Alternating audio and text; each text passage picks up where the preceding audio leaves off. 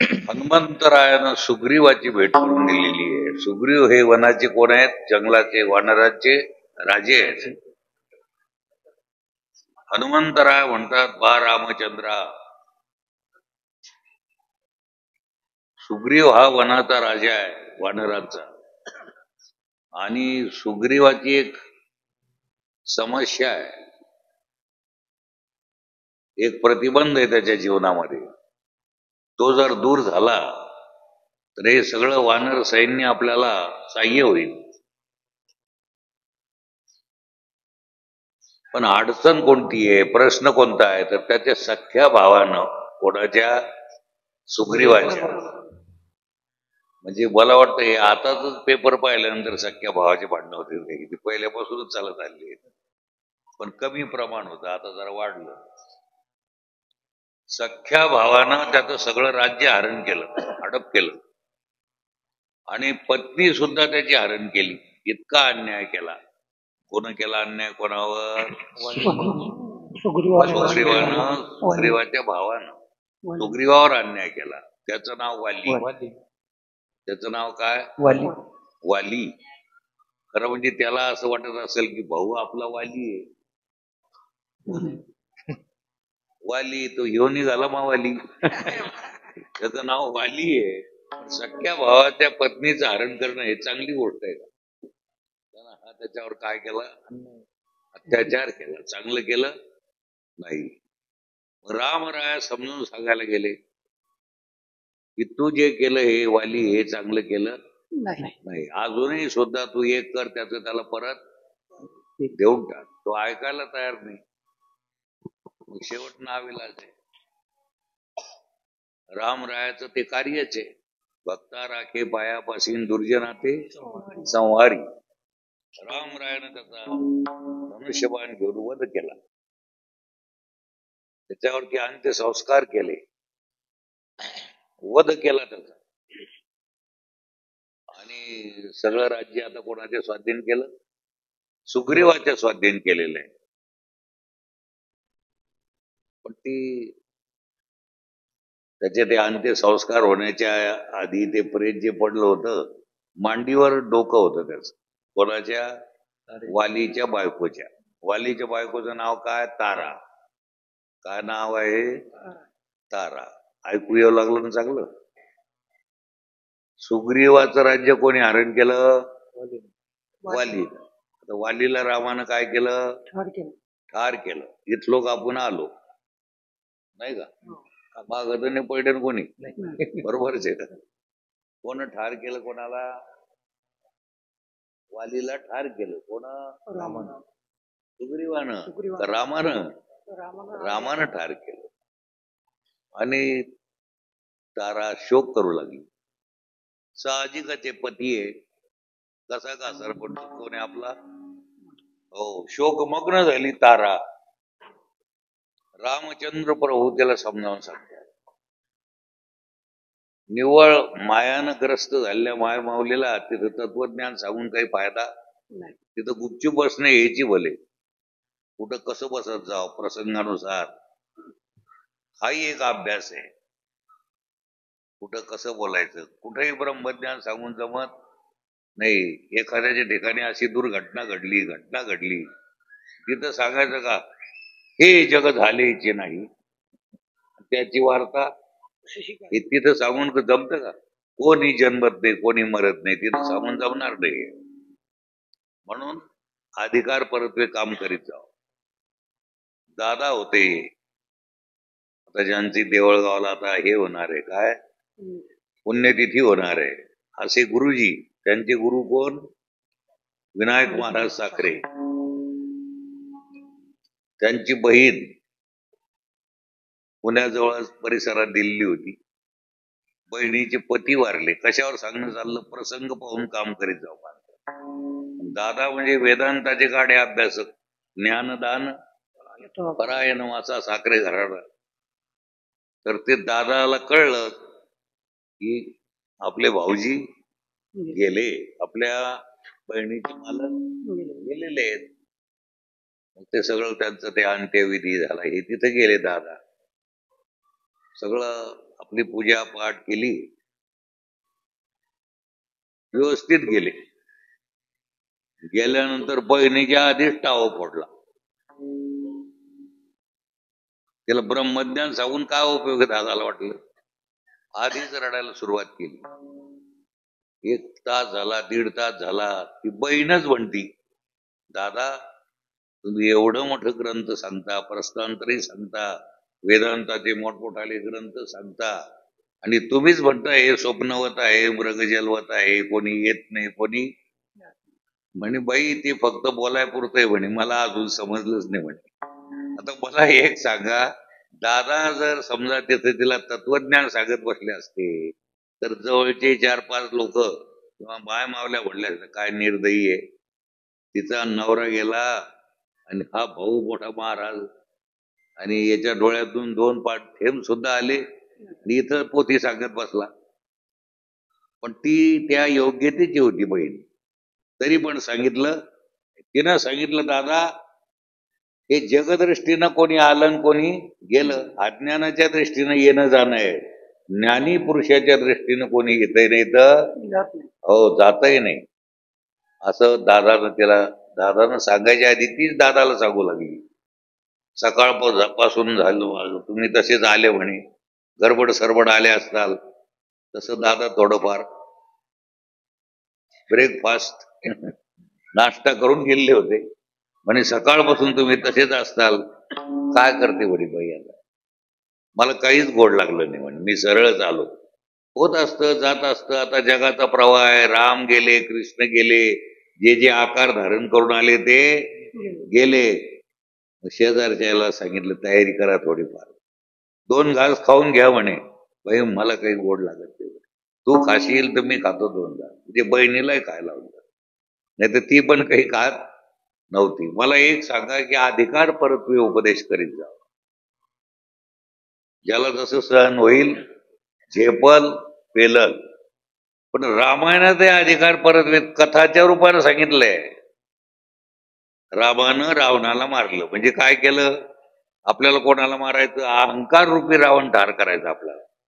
आपल्याला कोणता रावण त्रास देतो, अहंकार रूपी हो, अहम नावाचा जो राक्षस आहे रावण, तो आपल्याला पावलोपावली त्रास देतो. तो ठार करायचा आपल्याला. त्याला समजून सांगितलं ताराला, कोणी, रामचंद्र प्रभू उपदेश केला. नाथ महाराजांना मोठं गोड वर्णन केलंय आपल्या भावार्थ रामायणात. नाथ महाराज म्हणतात, प्रभू त्याला काय म्हणतात, रामचंद्र प्रभू म्हणतात, तारे तारे तू देहासी पतिमानिसी. हे तारे, ताराबाई तुम्ही कशाला पती बांधलं, देहाला. देहाला पाहूनच लग्न केलं ना तुम्ही. आत्मा तर काही दिसला नाही, जीवात्मा तर काही दिसला नाही. तुम्ही काय पाहून लग्न केलं, काळा गोरा उंचा टेंगणा हे पाहूनच लग्न केलं.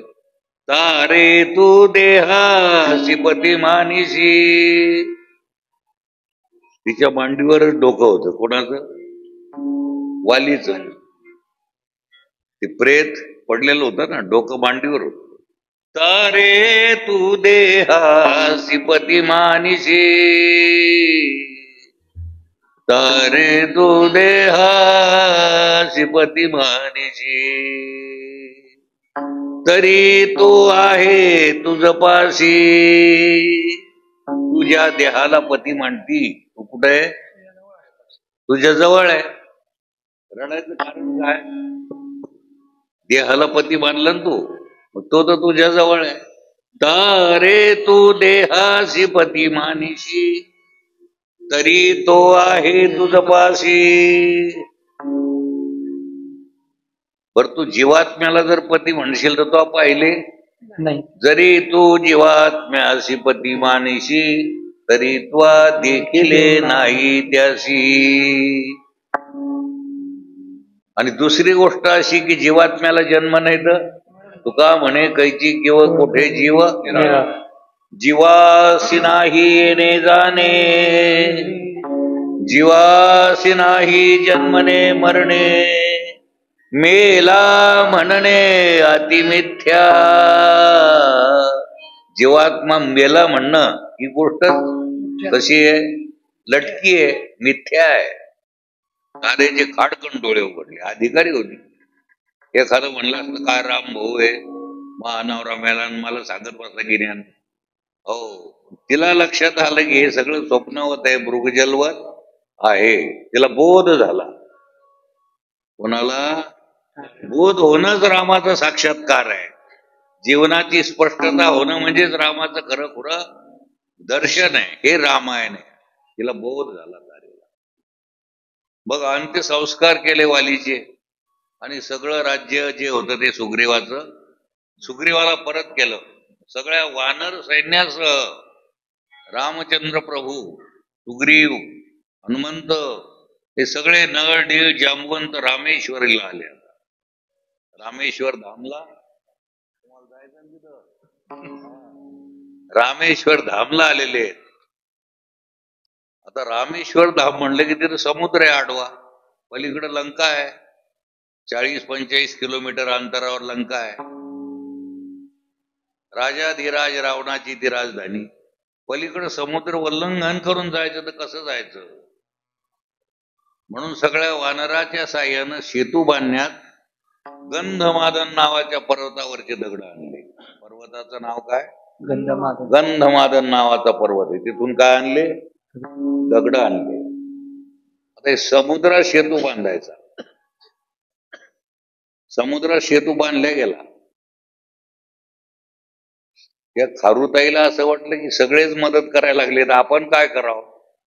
म्हणून तिनं समुद्रात आपली डुबकी मारायची आणि वाळूमध्ये लोळायचं आणि अंगाला जी काही राहील वाळू ती त्या 2 दगडाच्या पटीत नेऊन टाकायची. ज्याला जसं जमन तसं परमार्थ करता येतो. पण लोक बहाणाच करतात. बहाणा करीत जाऊनी. काय करीत जाऊनी परमार्थात, सगळ्याला परमार्थ करता येतो.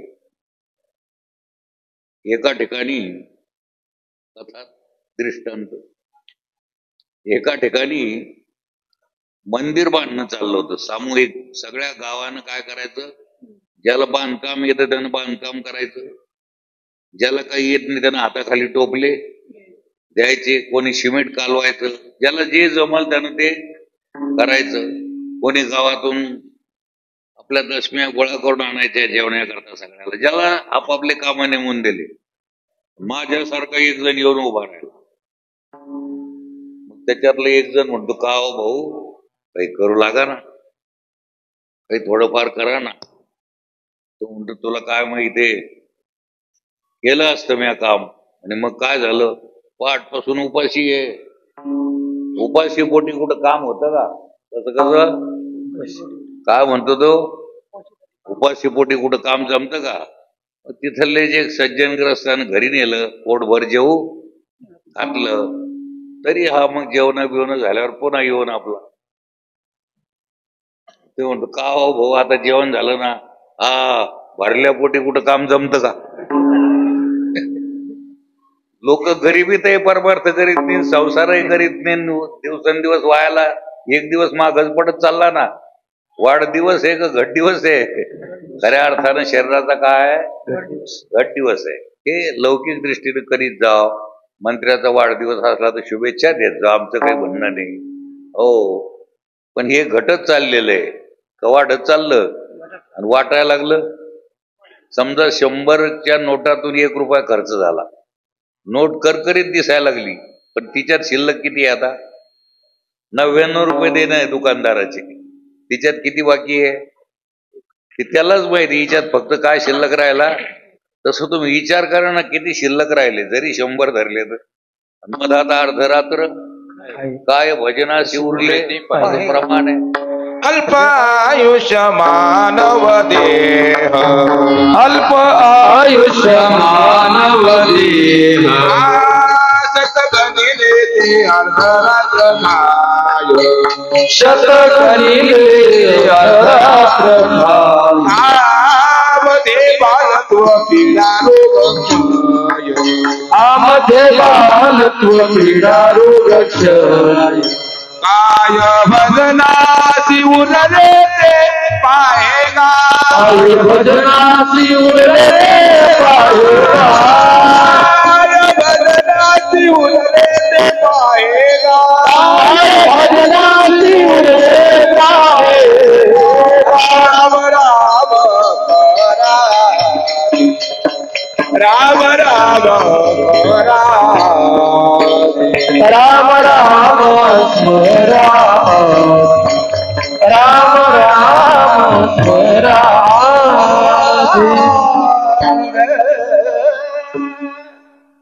100 वर्ष ग्रहित धरले याचे. किती धरले आपण? एक अंदाजा. शतवर्षे गणिले शरीराचं वय किती धरलं अंदाजे?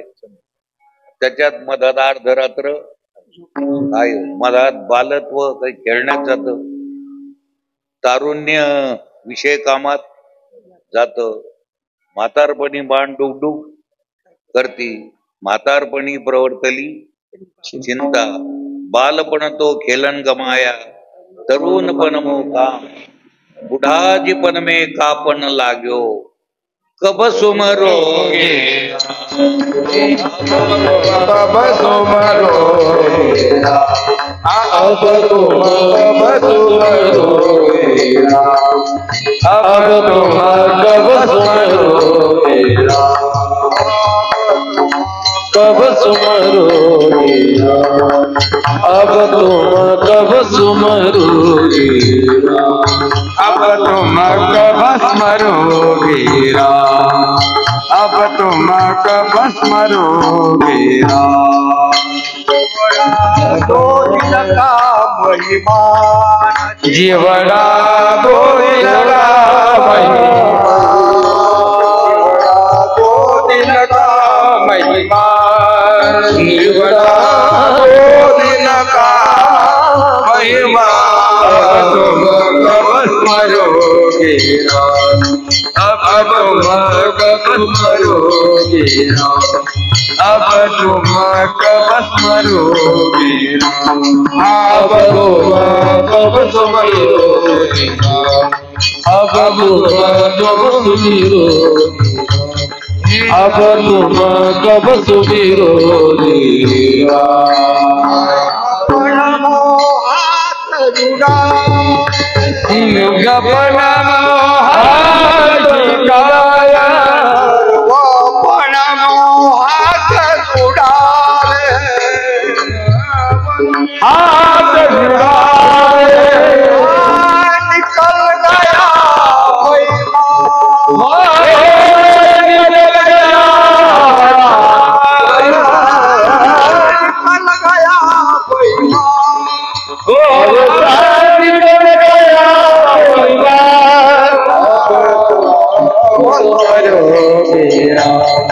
अब तुम कब स्मरोगे अब तुम कब स्मरोगे अब तुम कब सुमिरोगे अब तुम कब सुमिरोगे अब तुम कब सुमरोगे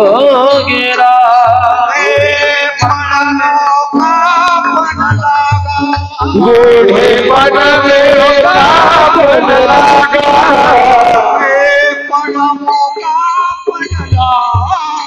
बूढ़े जनमों का कापन लगा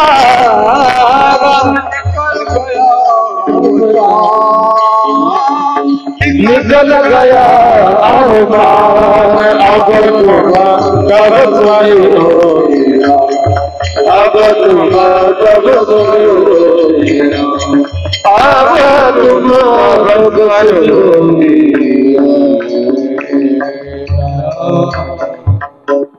या भारत देशातील खारुताईला सुद्धा कळलं, तिला ज्ञान झालं, मी पण काहीतरी देवाला देवाचे देहाचे देवाचे मी पण देवाकरता रामाकरता काही करू शकतो, जशी शक्ती तशी मी काही करू शकते. तिनं ती वाळू टाकाव, अंगात झटकून कशात टाकाव, तिच्या वाळून काय होणार कोणी म्हणेल, पण रामरायानं रामायणामध्ये सगळ्याचे नाव आले आणि खारुताईचं जर नाव नाही आलं तर रामायण अपूर्ण आहे. रामरायाच्या त्या यादीमध्ये सगळ्याचे नाव आले, नळ, डी, जांबवंत, आणि खारुताईचं जर नाव आलं नाही तर रामायण कसं आहे? अपूर्ण आहे. कोणतंही एक पात्र त्याच्यातलं जर नसेल तर अपूर्ण आहे. जसं वारकरी संप्रदायामध्ये माऊलीचं नाव आलं, नामदेवरायाचं नाव आलं, संत सावता महाराजाचं नाव आलं, बहिणाबाईचं नाव आलं, संत सखोबाईचं नाव आलं, जनाबाईचं नाव आलं, आणि शेख मोहम्मदचं जर नाव नसेल तर नाही. तुम्हाला गंमत वाटली का? शेख मोहम्मद संत होऊन गेले मोठे. वारकरी संप्रदायात दोघही पती पत्नी संत होऊन गेले. जसं संत स्वैराबाई चोखोबाची बायको आणि चोखोबा महान संत होऊन गेले, तसेच शेख मोहम्मद आणि त्यांची पत्नी पंढरीचे वारकरी होते. या मराठवाड्यातील मराठी विभागाचे प्रमुख डॉक्टर युम पठाण, चिकलठाणच्या मंडळीनं माझा वाढदिवस ठेवला होता. मी ठेवा या निमित्त. तिथं डॉक्टर युम पठाणचं ते हे ठेवलं होतं व्याख्यान, तुका झाला असे, याच्यावर चांगलं अप्रतिम त्यांचं वक्तव्य असतं. त्यांना मी सहज विचारलं, म्हणलं हे तुम्ही या मुसलमान समाजात प्रगट होऊन एवढं बरंच केलं बाबा, हे संस्कार ते म्हणे खरंय महाराज. मी उस्मानाबाद जिल्ह्यातला म्हणजे पण शेख मोहम्मदचा ग्रंथ वाचला म्हणे मी, संत तुकोबारायाचा गाथ्याचं वाचन. कारण माझे वडील जे ते वारकरी होते, घरी हे ग्रंथ होते, मी त्याचं वाचन करायचो. मॅट्रिक पास होईपर्यंत मी पण पंढरीला जायचो. ते संस्कार माझ्यावर चढल्यामुळं मी केवळ संत कृपेनच मराठवाडा विभागाचा, मराठी विभागाचा प्रमुख झालो. फार अप्रतिम बोलायचे रे, फार सरळ विद्वान, मराठी भाषेचं प्रमुख. मला केवळ संत कोणाची कृपा? ही संतांची कृपा माझ्यावर झाली. तसं खारुताई, त्याला काही अधिकार आहे का? इथं जर एखादी खारुताई आली समजा तर बसू देऊ का आपण त्याला? अरे खार आली, खार आहे, तिचं खार खार करू का? खारुताई आली तर बरं वाटेल, तिला कोणी बसू देणार नाही. पण ज्या देहानं बसता येतं, ऐकता येतं, तो देह तुम्हाला मिळायचा राहिलेला आहे. अजून मिळाला, मिळून काही वर्ष झालेले आहेत, म्हणून काहीतरी सावध व्हा. काही सांगता येत नाही. उद्या एकमेकाला प्रेमानं भेटू हा भरवसा नाही. हे राहणं नवल आहे, फुटकं भांड आहे, त्याच्यात पाणी राहणं नवल आहे, सकाळपासून संध्याकाळपर्यंत करत जाणं नवल आहे. कसं राहणं नवल आहे ना. हे 9 ठिकाणी फुटकं आहे, याच्या जीवात्मा राहायला ही देवाची कृपा आहे. नवाजी ठाई आठवण गेली ही तू आम्हासी तुझी घोंगडी चांगली, कानोबा तुझी घोंगडी चांगली, कानोबा तुझी घोंगडी चांगली, कानोबा तुझी घोंगडी चांगली, कानोबा तुझी घोंगडी चांगली, तुझी घोंगडी चांगली, कानोबा तुझी घोंगडी चांगली, कानोबा तुझी घोंगडी चांगली. आभासी कादिली वांगली रे, आभासी कादिली वांगली, कानोबा तुझी घोंगडी चांगली, कानोबा तुझी घोंगडी चांगली, कानोबा तुझी घोंगडी चांगली. आभासी कादिली वांगली रे, आभासी कादिली वांगली, कानोबा तुझी घोंगडी चांगली, कानोबा तुझी घोंगडी चांगली, कानोबा तुझी घोंगडी चांगली.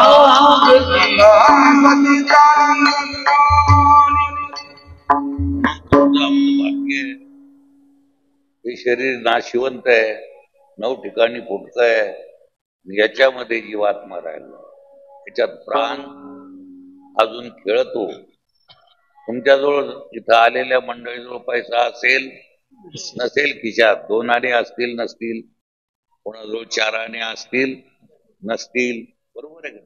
कोणाचे कपडे हलके भारी असतील, कोणाजवळ प्राण असेल नसेल, नाही? आपण आलो कशामुळं?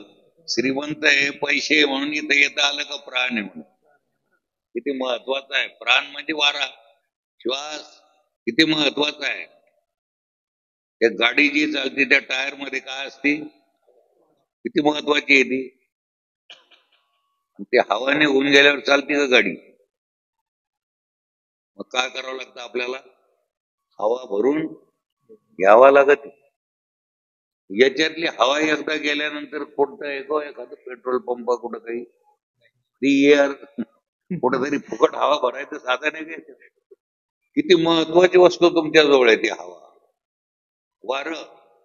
म्हणून या वाऱ्यानं देव आपला करा, भलतं सलतं वारं शिरू देऊ नका. अहंकाराचा वारा राजसा माझ्या विश्वदासा भाविकासी. हे रामायण आहे. रामाबरोबर राहणारे जेवढे वानर आहेत त्यांच्यात अहंकाराचा वारा जराही. हे सगळं केलं तर रामानं केलं, रामानं केलं म्हणायचे. लंका तसं पाहिलं तर कोणी जाळली, कोण जाळली ऐकण्यात असेल ना तुमच्या.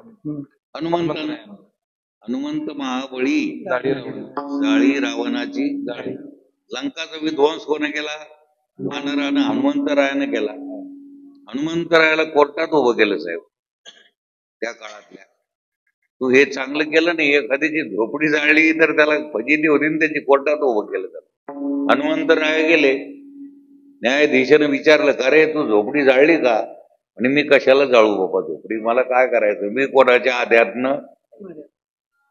म्हणजे असं कसं, झोपडी तू नाही जाळली का? म्हणे मी नाही जाळली. आणि रामरायानं जाळली का? याला म्हणायचं शहाणा सेवक. मालकावरही येऊ दिला म्हणजे ते कशाला जाळतील? तू जाळली नाही, रामानं जाळली नाही, जाळली कोणी? रावणानं जाळली का? म्हणे मी कशाला म्हणू बाबा. मग जाळली कोणा? म्हणे ज्याच्या त्याच्या मूर्खपणानं जाळली. मूर्खपणा केला नसता तर जळाली नसती.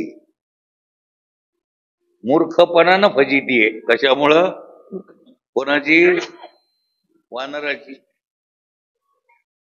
काही थोडंफार आपल्याकडे घेत जावं वडून. अवगुणामुळं फजिती आपली.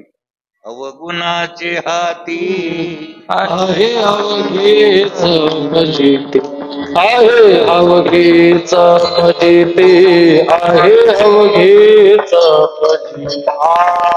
अवघुणाचे हाती आहे अवघेच फजिती, आहे अवघेच फजिती, आहे अवघेच. अवगुणाचे हाती आहे अवघीच फजिती, आहे अवघीच फजिती, आहे अवघीच फजिती. अवघुणाचे हाती आहे अवघीच फजिती, आहे अवघीच फजिती, आहे अवघीच फजिती. अवगुण शिरू देत जाऊ नये. पण आपण पूजा करतो, पाठ करतो, कीर्तन करतो, प्रवचन करतो आणि अवगुण लवकर सोडीतच नाही. एक महाराज, पाठांतर करून झालेला महाराज, आणि एका ठिकाणी आपला जुगार चालला होता, पैशावर पत्ते खेळणं चालले. ते सवळ्यामध्ये पाणी घालायला चालला मारुतीला. त्यानं सरळ जाऊन पाणी घालावलं मारुतीला. ते तिथं उभं राहिलं. कुठं? हो. तितक्यात पोलीस आले.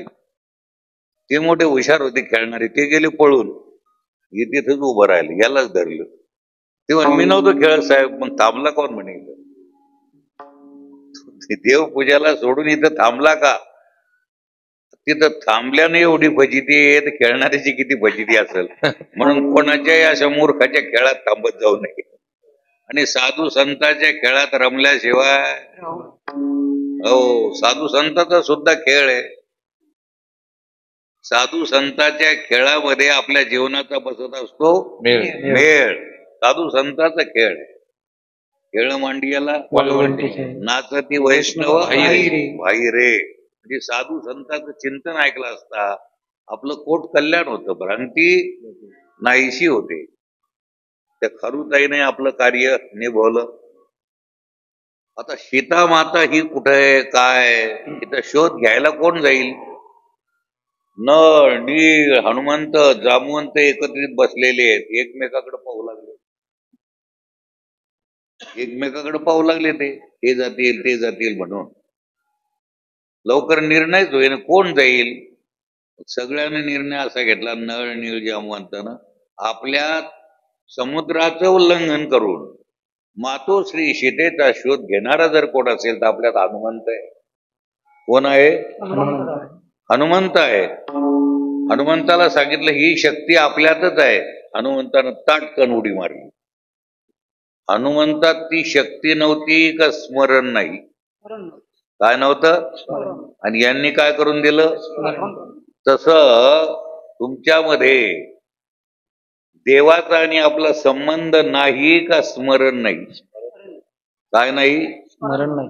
निदान या 7 दिवसाच्या 4-5 दिवसाचं चिंतन ऐकून तर स्मरण येऊ द्या ना. त्याची आठवण ठेवा. आठवण तुम्ही हो, स्मरण नाही. आपण देवाचे आहेत. आपण इथे यायच्या आधी, शरीर घेऊन यायच्या आधी कोणाचे? आता शरीरही जरी असलं तरी कोणाचे? शरीर सोडलं तरी सदैव आपण कोणाचे आहोत? इथं पक्के राहा. आपण ब्राह्मणाचे नाही, कुंभाराचे नाही, चांभाराचे नाही. हे पार्ट आहे 2 दिवसाचं.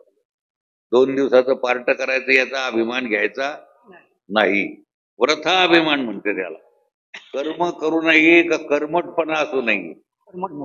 कर्म केल्यानं बिघडलं नाही. कर्म तर करावंच लागतं. नाही केलं तरी त्याला 2 घास.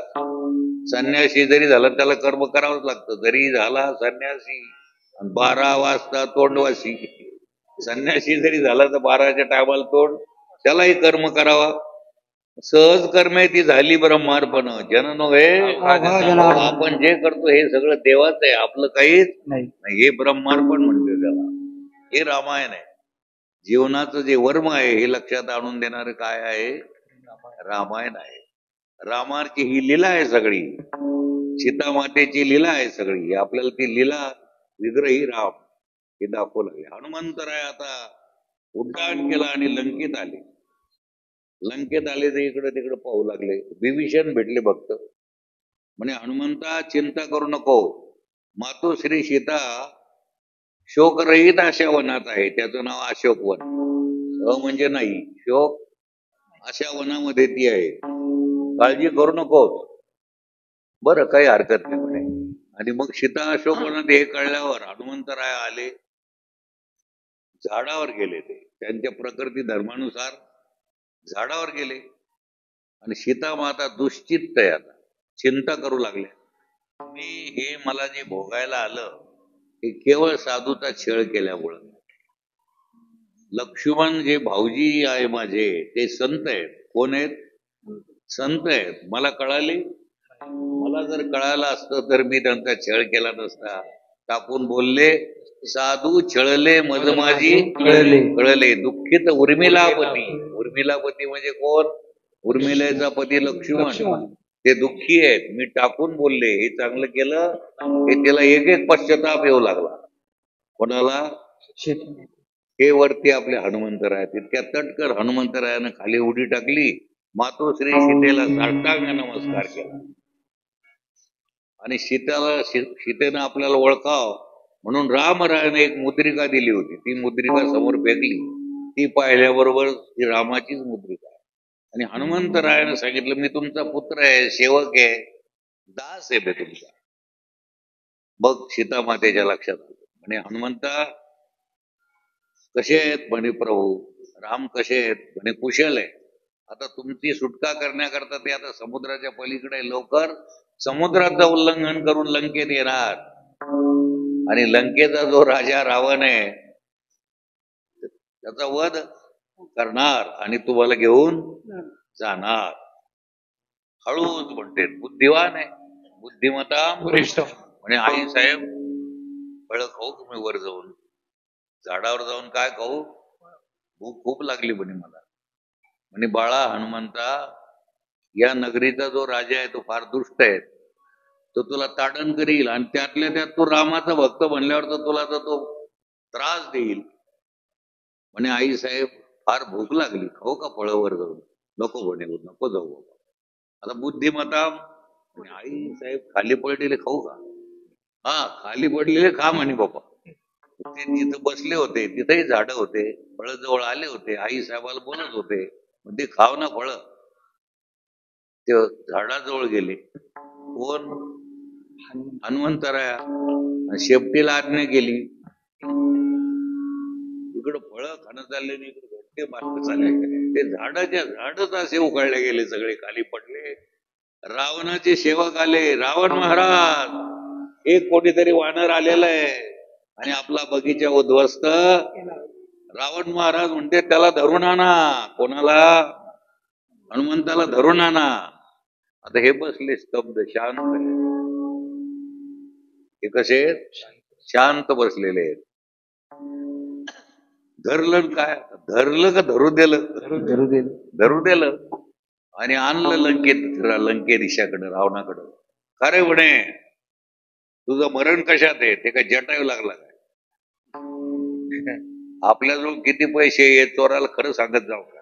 कुठं कसं बोलत जाऊ, काय बोलत जाऊ, याच सुद्धा आम्हाला काय शास्त्र आहे, हे आम्हाला शिकवलं जातं सगळं. म्हणजे माझं मरण खरं म्हणजे त्यांना मरणच नाही, ते चिरंजीवापैकी एक आहे, त्यांना काय नाही, मरणही नाही. आजही आपल्या इथं रामायण चाललेलं आहे, आजही इथं हनुमान तो साक्षी भावानं बसेल आहे. जिथे जिथे रामायण आहे तिथे तिथे ते असतात. हो, अशी अनुभूती आहे. म्हणजे तुझं मरण कशात आहे? आता यांना मरणच नाही ना, पण त्याला सांगितलं माझं मरण शेपटीत आहे. शेपटी भस्म झाली की मी गेलो, समजा ठार झालो. आणि असं तर तिथं काही कमी आहे का? गठ्ठेचे गठ्ठेच आणले कपड्याचे. मूर्खाची संपत्ती अशीच जात असते, फुकटच जाते. आयुष्य फुकट जात, संपत्ती फुकट जाती.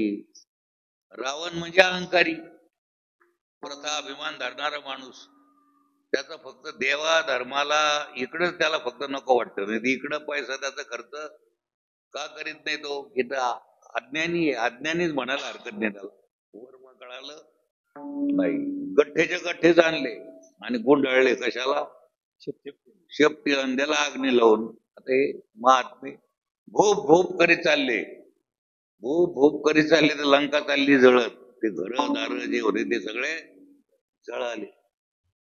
बसली येऊन पुन्हा. रावणाला वाटलं शेपटी गिजली का काय याच्यात, पुन्हा टाकाव त्याच्यात तेल. तेल आणीत जाव, तेल आणून माणसानं मस्त शिरा करीत जाव, भजे करीत जाव, तेल टाकीत जाऊ नये कोणाच्या. आजच आमचा विषय झाला, म्हणे त्याला तेल लागत. मला कशाला लागतं विचारून घ्या, उगा भपका करायला नको. सगळं जे आहे त्याचा विनियोग नीट करीत जाव, शरीराचा विनियोग नीट करीत जाव, आयुष्याचा विनियोग, आपल्या संपत्तीचा विनियोग नीट करीत जाव. हे रामायण आहे. रावणाला वाटला अहंकारी रावण म्हणजे शेपटी विजली का काय पाहायला आलं, एकदम भडका झाला त्याचा. हनुमंत महाबळी, हनुमंत दाढी रावणा दाढी, दाढी रावण दाढी रावणा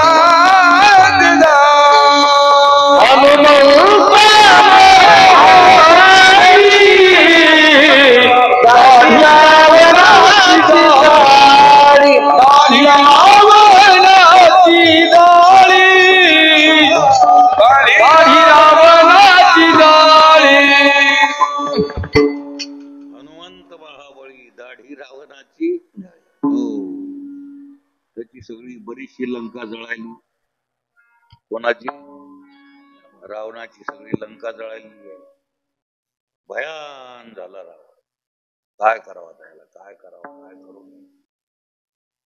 लंका जळली हो, हनुमंतानं काय थोडा मोठा गुन्हा केला का? त्याच्यावर कोणती कलम लागली असती साहेब? मला वाटतं न्यायाधीशही परेशान झाले असते. कोणतीच कलम लावा याच्यावरती आता.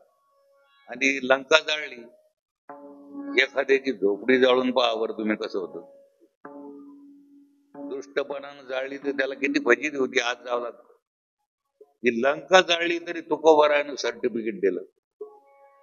जळीली लंका धन्य धन्य म्हणे तुका धन्य धन्य म्हणे तुका धन्य धन्य म्हणे तुका जाळी लंका धन्य धन्य म्हणे तुका धन्य धन्य म्हणे तुका धन्य धन्य म्हणे तुका. तुकोबाराय म्हणतात हनुमंत निर्दोष आहे. निर्दोष आहे. हनुमंताचा दोष काय जाळली, एक झोपडी जाळली काय, बरेचशी घर जाळले आणि तरी निर्दोष कसं काय, त्याचं कारण लाक्षणिक त्याचा अर्थ असा आहे. आता आपल्यालाही लंका जाळायची, पण कोणती, अभिमानाची अहंकाराची लंका जाळायची आपल्याला. म्हणजे अहंकाराला नष्ट हा विचारुनी अहंकार सांडिये. अहंकार व्रता अभिमान, ज्याचा अभिमान नाही धरायला पाहिजे त्याचा. आपल्याला लंका कोणती जाळायची, तर हीच अविद्या, अज्ञान, अहंकार याला नष्ट, हे रामायणातून आपल्याला शिकायचंय. मग हनुमंत आले आणि सीते मातेला म्हणतात काही काळजी करू नका, आता रावण ठार होणार आहे, ते येणार आहे. तरी ती म्हणती कधी भेटेन, कधी भेटेन रघुपती रघुपती, कधी भेटेन रघुपती रघुपती, कधी भेटेन रघुपती रघुपती, कधी भेटेन रघुपती रघुपती. कधी भेटेन रघुपती रघुपती,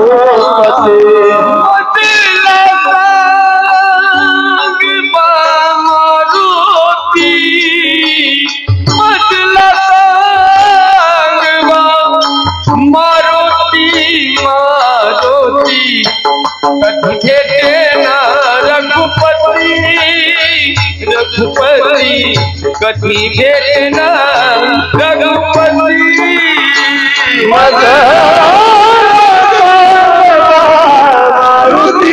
मारुती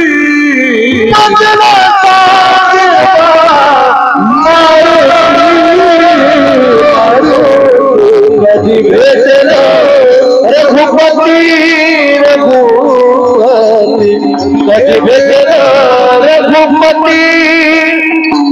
साधू छळले मज माझे कळले, साधू छळले मज माझे कळले, साधू छळले मज माझे कळले, साधू छळले मज माझे कळले.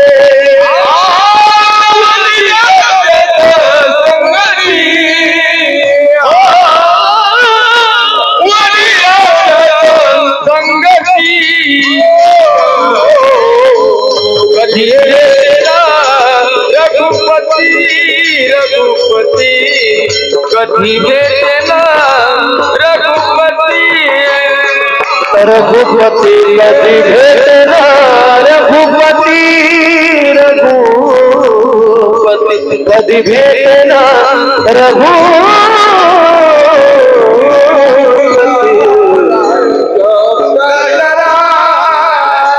मी अपराधी शब्द चराने, मी अपराधी शब्द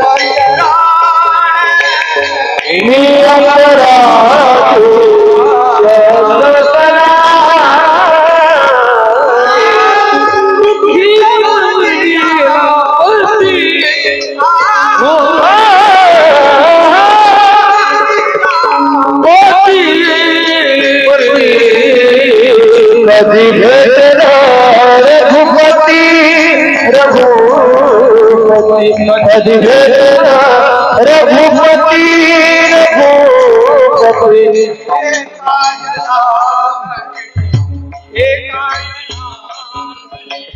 आश्रय तुझा ये जनार्दनी, आश्रय तुझा तुझा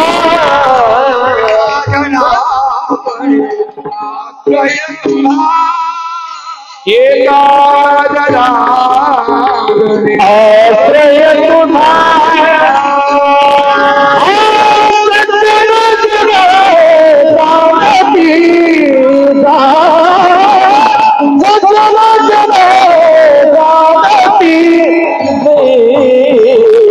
कधी भेटणार रघुपती कधी भेटणार रघुपती कधी भेटणार रघुपती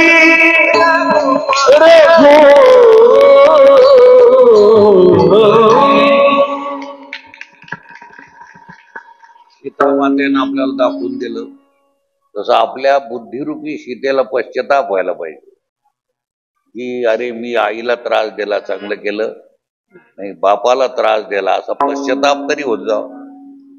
मी विनाकारणच वडिलाला मारलं, विनाकारणच आईला त्रास, कधीतरी आयुष्यात पश्चाताप होत जाव आणि 2 थेंब गाळीत जाव म्हणजे बळजबरी नाही, धुरावर ठेवून नाही, आपोआपच यायला पाहिजे.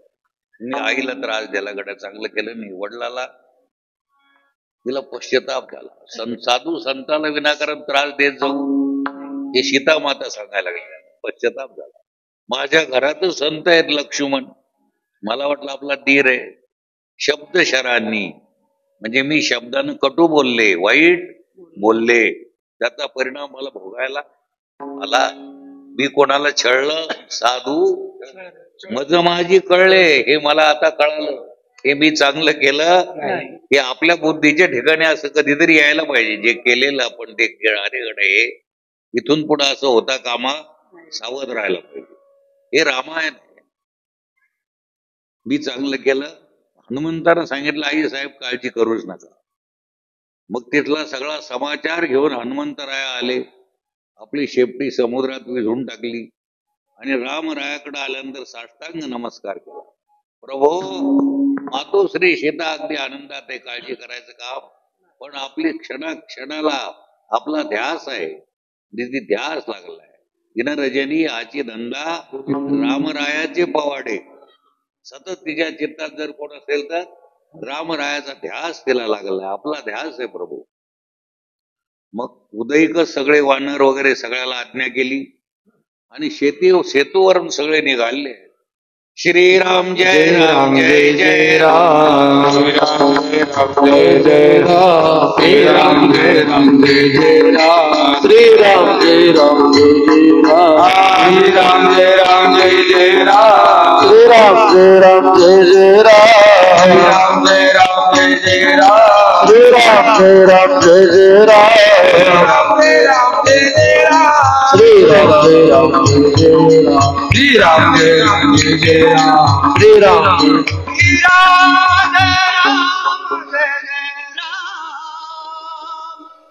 श्रीराम जय राम जय राम,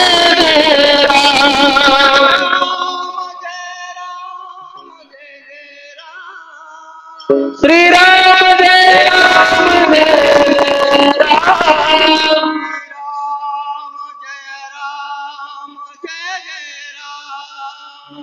श्रीराम जय राम जय राम.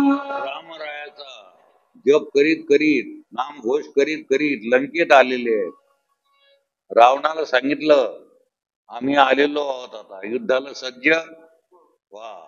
आता घनघोर युद्ध होणार आहे रामरायाचं आणि रावणाचं. युद्धाला सुरुवात झालेली आहे. त्याच्यामध्ये लक्ष्मणाला शक्ती लागली, हनुमंतानं द्रोणागिरी आणली आणि लक्ष्मणाला अशा वनस्पत्या असायच्या पाहिजे. आपल्याला कशाला उगाच भानगडी हार्ट अटॅकची भीती राहिली नसती. हो, सगळे डॉक्टर लोक तर परेशानच झाले असते, एमडी फिमडी पर्यंत गेलेच नसते लोक. ती वनस्पती तर सगळे उजाड झाले डोंगर. आपली काही काही वनस्पती आपल्या जवळच असते पण आपल्याला कळत. इतक्या चांगल्या वनस्पत्या हनुमंतानं आणली, डोंगरच उचलून आणला. त्याच्यातला जो वैद्य होता सुशेषण नावाचा, त्याला त्याची काय होती, त्यानं ती वनस्पती बरोबर घेतली आणि तोंडात टाकली, पिळली. लक्ष्मण अशाही वनस्पती आहेत, आजही अशाही वनस्पती आहेत की ते जर खाल्लं आपण तर 6-6 महिने भूक लागत नाही. असे काही साधू आहेत गुहेत जाऊन बसले, आजही हिमालयात आपल्याला पाहायला भेटते. अशा वनस्पत्या आहेत, थोडस एकदा खाल्लं की 6-6 महिने भूक लागत नाही, अशी वनस्पती. लक्ष्मण उठले, युद्धाला सुरुवात झाली. मंदोदरीने समजावून सांगितलंच होतं आधी की पती राजा हे चांगलं नाही, मला वाईट स्वप्न पडलं, रामराया येणार, लंकेचा सगळा विध्वंस होणार, सगळ्या राक्षसाला ठार करणार, चांगलं नाहीये. रावण म्हणजे रावण आहे, फार बुद्धिवान आहे, साधा नाही. तो म्हणतो, तू म्हणती ते खरं आहे. मंदोदरीला काय म्हणतात रावण, तू म्हणती ते खरं आहे, पण तुला याच्यातलं एक वर्म सांगतो मी जर एकटा रामाला शरण गेलो तर उद्धार कोणाचा होईल? माझा एकट्याचा होईल. आणि राम जर लंकेत आले तर सगळ्या लंकेचा उद्धार होईल. हा रावण आहे. असा रावण कुठं कळाला आपल्याला? हो, विरोधी भक्ती म्हणते त्याला. अरे करायची भक्ती तर विरोध देवाचा करावं, माणसाचा काय विरोध करायचा रे? एकमेकाचं माणसात काय भांडत बसायचं? माणसात भांडणच करायचं तर करू देवाशी. हो, मिळू मिळू संत जनन करू देवाशी भांडणं. म्हणजे काय, देवाला दगड मारायचे काय? प्रेमाचं भांडण, प्रेमानं बोलायचं. अरे प्रेमानं शिव्या द्याल्या तर देव गोड करून घेतो. आमच्या आई साहेब अंगणात उभे राहून पांडुरंगाला शिव्या द्यायच्या. उभी राहून अंगणी शिव्या देवी दासी, शिव्या देवी दासी जनी, शिव्या देवी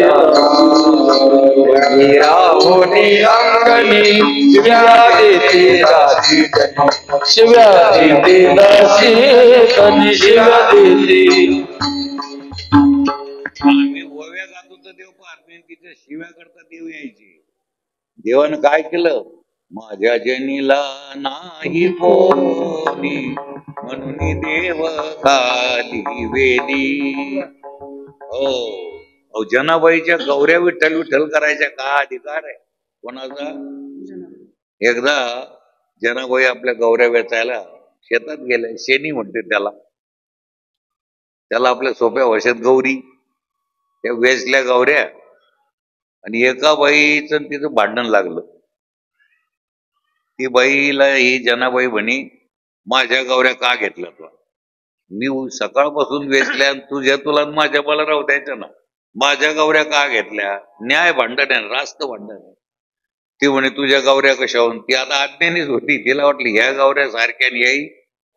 हा, आणि तुझ्या गौऱ्या कशावरून? म्हणजे माझ्या गौऱ्यातून विठ्ठल विठ्ठल आवाज येईल ती माझी गौरी. तर तिथं जनाबाई कोण आहेत? उत्तर प्रदेशचे संत आले होते. अरे ये तो झगडा कर रहे बोले, ऐसी काही साध्वी होती क्या बोले? हे काय की साध्वी आई? कोण म्हणतं? त्या साधूलाच तो न्याय करायला लावला.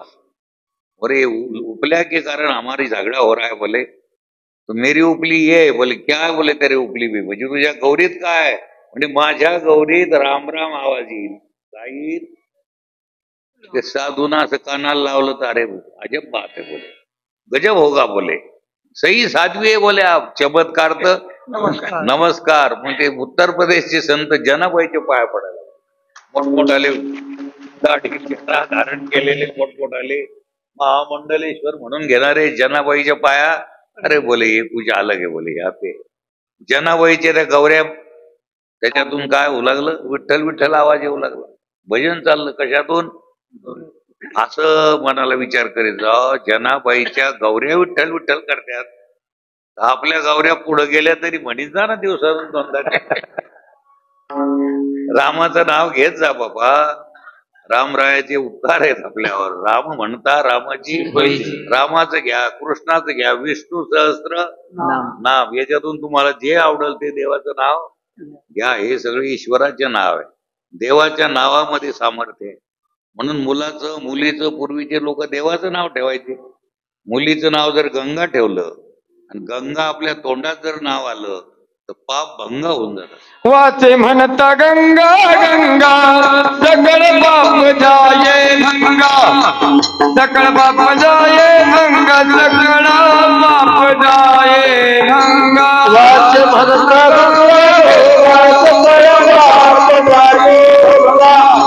सकळ बाप जाती गंगा, सकळ बाप जाती गंगा. वाचे म्हणता गंगा गंगा. काय नाव ठेवलं मुलीचं? गंगा. राम जर नाव ठेवलं तर तोंडात काय येईल आपल्या? राम म्हणता रामाची देवाचे नाव ठेवायचे. देवाचे हे काय मार्कस, विल्यम, डुमसटेक हे कुठून काढले नाव? ही काय आपल्या याच्यात नाव नाही. आता एक नवीनच हे निघाली फॅड. त्या पोराच्या बापालाही वाटतं की मला जर पिंटूचा बाप नाही म्हणला तर माग असलेली जे काय हो पिंटूचे बाप आणि पिंटूची माय हे नवीन निघाला. अरे काय पिंटू काय आपल्या मराठवाड्यात तर बोलतात चालला पिंटू. आता चलनामध्ये जास्त कोण आहे? पिंटू आहे. मी नांदेडला गेलो होतो. नाव कसं ठेवावं काय ठेवावं? नांदेडला गेलो. तिथं लाटी नावाचं गाव आहे, मोठं गाव. तिथं गेलो. तिथे एका ग्रस्ताच्या घरी उतरवलं. त्यानं मला मोठा बंगला वगैरे तिथं थांबवलं.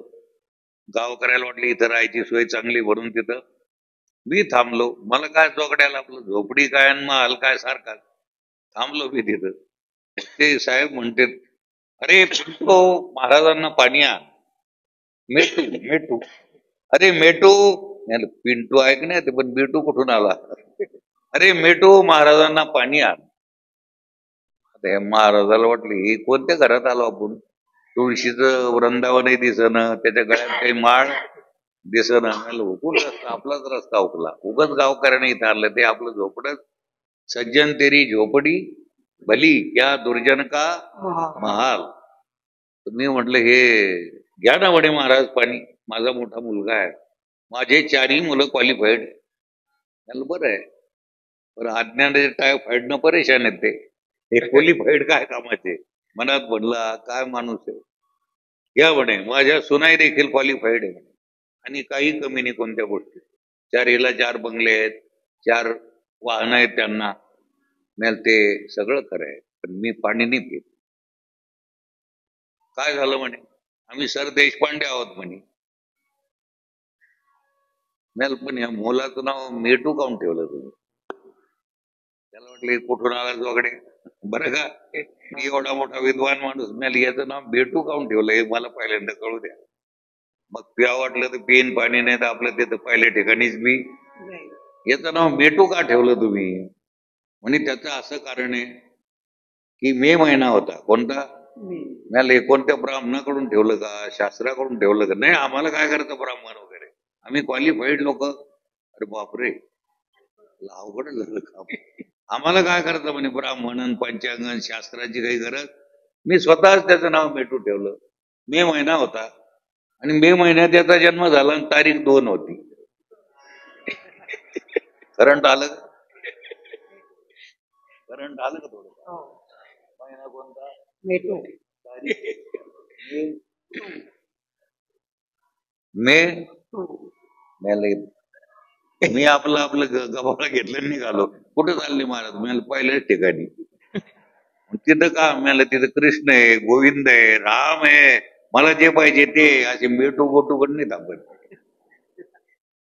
अरे चाललो कोणीकडे आपण? हे बाहेरच्या देशातून इकडं जे काही येते हवा त्यानं बिघडत चाललो आपण आणि आपल्या हवेनं ते सुधरत चालले आहेत.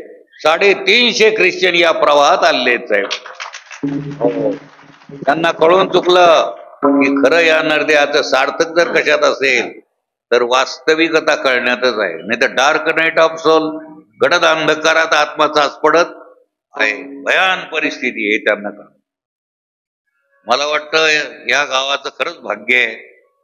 त्यातल्या त्या शिंदे कंपनीचं मोठं भाग्य आहे. सावता महाराज जसे घेतला अवतार बाळ्या तसं तुमच्या कुटुंबात हे लेकरू जन्माला आलं एक वकील हे खरंच भाग्य आहे. वकील एक पैसा कोणाला देत नाही हो. एक पैसा कोणाला देणारे मी पाहिलं माझं आयुष्य गेलं जालन्यात. एक पैसा कोणाला खर्च करीत नाही. हे इथं नाही जालन्यातले वकील म्हणून सांगायला काय हरकत. हो एक पैसा द्यावा वाटत नाही, फक्त घ्यायचं करते ते.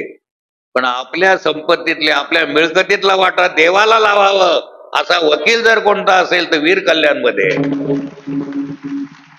साधी गोष्ट आहे का 50-60 लाख रुपये खर्च करणं? बोलायला काय होतं? करायचं नाही म्हणजे वास्तविकता आहे. आणि मला तर वाटतं ईश्वर कृपेनं ते LTD वकील न राहता अनलिमिटेड वकील व्हावं. पुढच्या सप्ताहामध्ये त्यांचं प्रवचनच व्हायला पाहिजे इथं. हो, आणि ते प्रवचन म्हणजे what is the meaning of real life. He simple life नाही, वास्तविक लाईफ, याच्यावर प्रवचन व्हायला पाहिजे. म्हणजे रिअल हुई आम आहे. हे मी तर चाललेलंच आहे.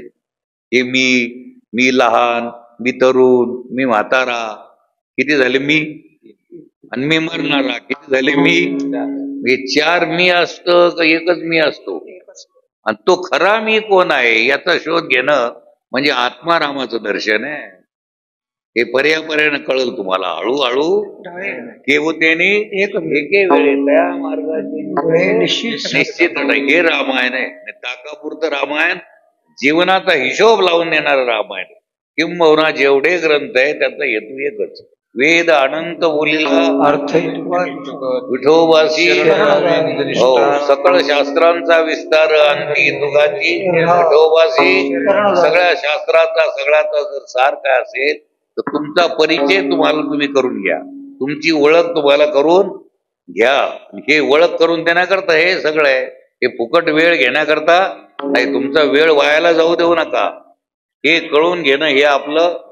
अरे ते लंकेतला रावण मेला, पण आपल्याला या देह पुरी लंकेतलाच रावण मारायचा, याच्यात दडून बसलेला आहे कोण, अहंकार.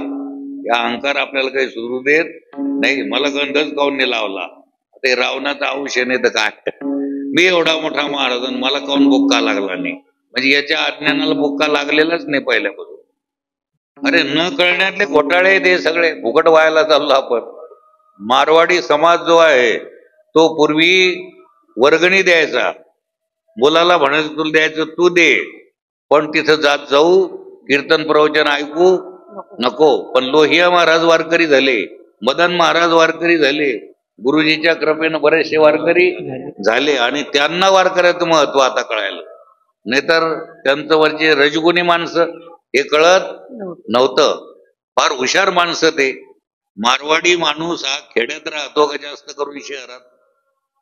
कुठं राहतो बोला ना. हा हाडाचा मारवाडी खेड्यातही राहत नाही, शहरातही राहत नाही. जिथं धंदा चालतो तिथं राहतो, जिथं जात नाही बैलगाडीन तिथं जातो मारवाडी. हो, हे आम्हाला विचारून घ्या ना. मारवाड्याचे आम्ही खरं म्हणजे सल्लागार आहे. तसे तर आम्ही संताचे कुत्रे आहेत म्हणा, पण त्यांचे सल्लागार होतो. एक मारवाडी आमचा मित्र आहे, ते म्हणे महाराज काही सांगा ना आम्हाला. मी म्हणलं शेतात बैल होंडा ठेवीत जाय, कसा घळमळ घळमळ आपले शिंग, पण वज जास्त वाहणारा, चिखलातून चालणार. म्हणजे चोरानं पाहिलं तरी याला न्याव वाटलं.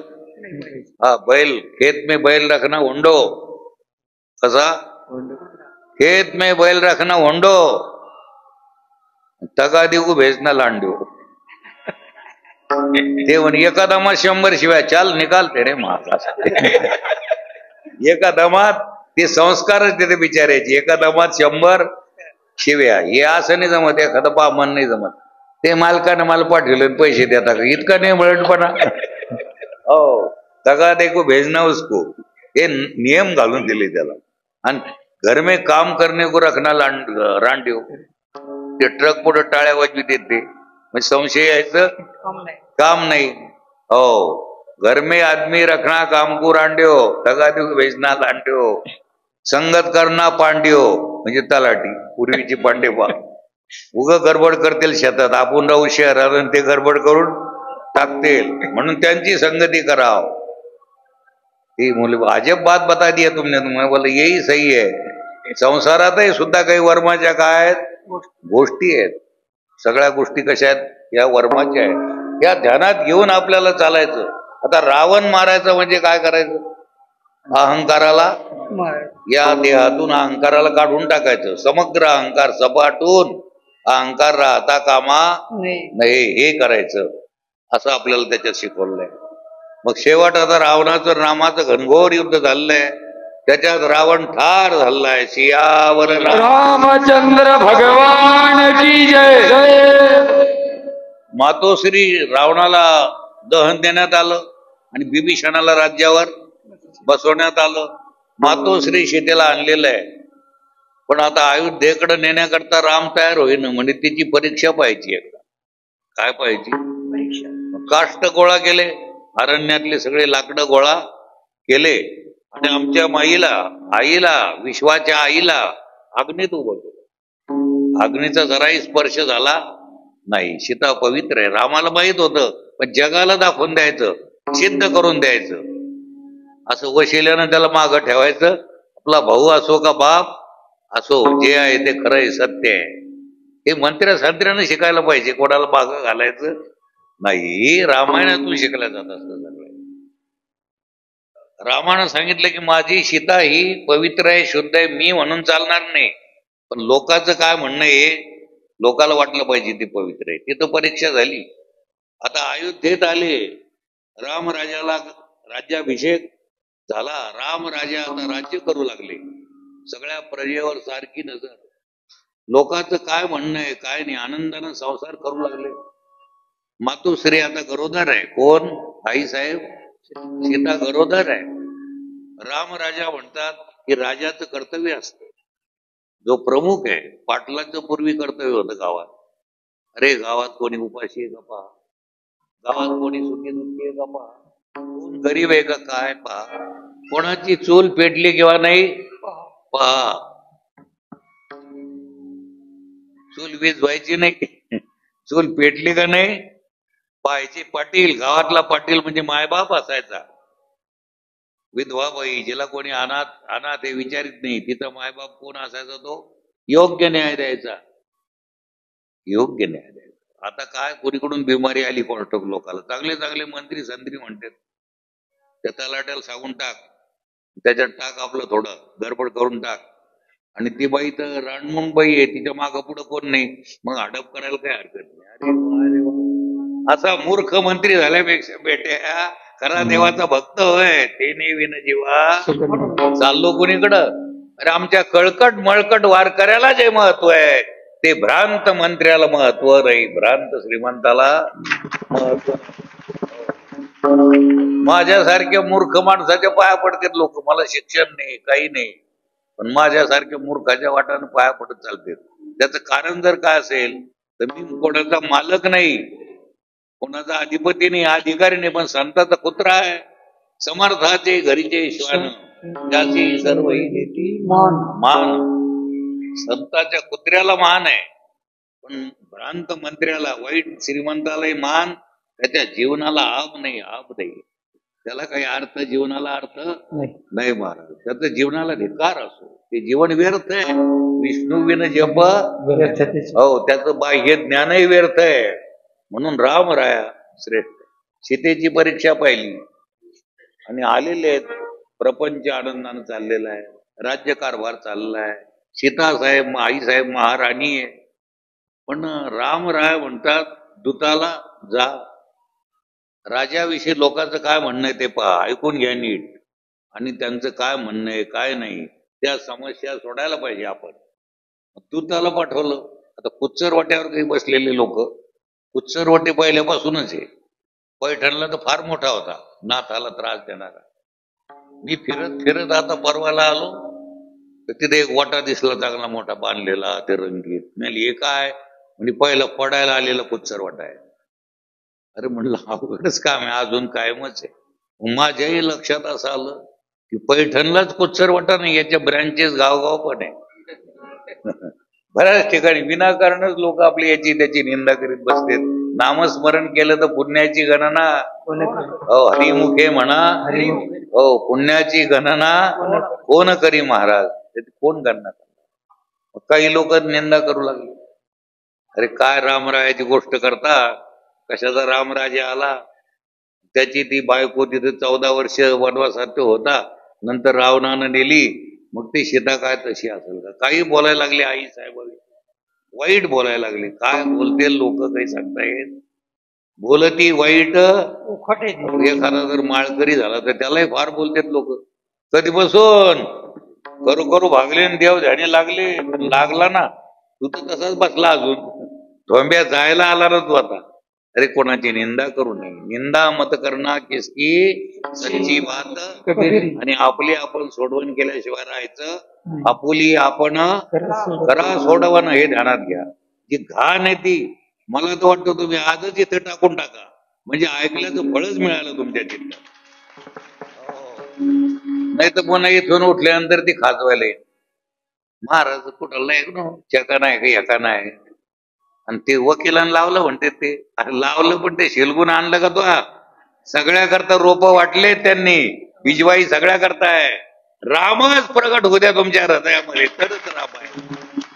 आणि राम प्रगट झाला तर हे वीर कल्याण म्हणजे काही साधं नाही, हीच अयोध्या नगरी आहे. इथंच रामाचं दर्शन आहे. काय मंदिर भव्य आहे, काय रामाची मूर्ती आहे, काय गावकऱ्याचं इथल्या भाग्य आहे सगळ्याचं.